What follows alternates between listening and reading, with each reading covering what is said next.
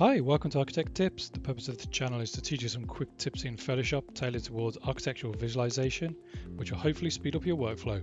Let's dive right in.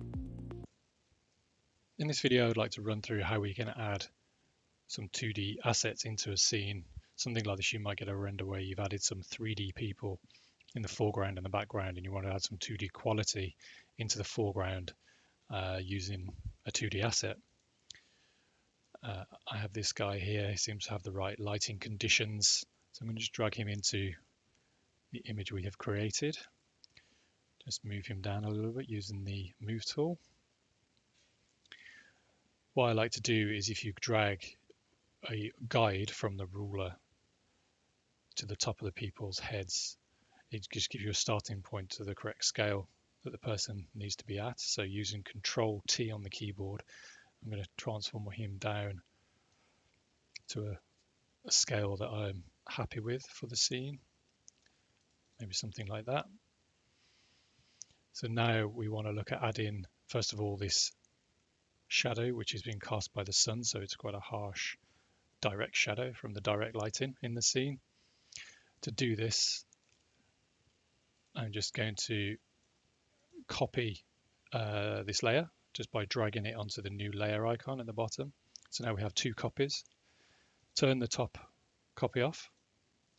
I want to fill this to be complete black. So to do this, I can control click on the thumbnail to make the selection of that layer. And then I'm going to fill it with my foreground color, which is black, by holding down Alt and the backspace. That's a quick way you can do that. You can use the paint bucket tool if you prefer, but this is just a nice quick method. So you can deselect that selection now. You can use Control D on the keyboard or select and deselect up here. So now we have a solid black version of the 2D asset we want to put into our scene.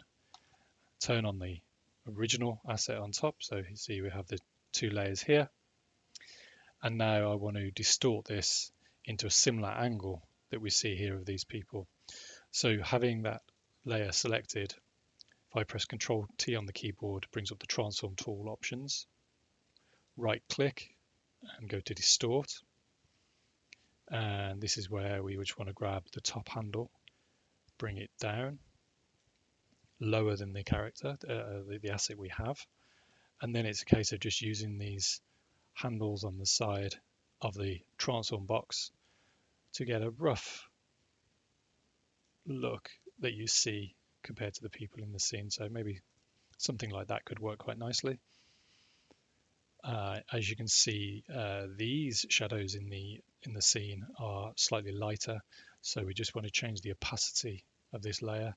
Normally 50% gets it very, very close. That's the basic shadow. Some people could be happy with that if you just want something quick.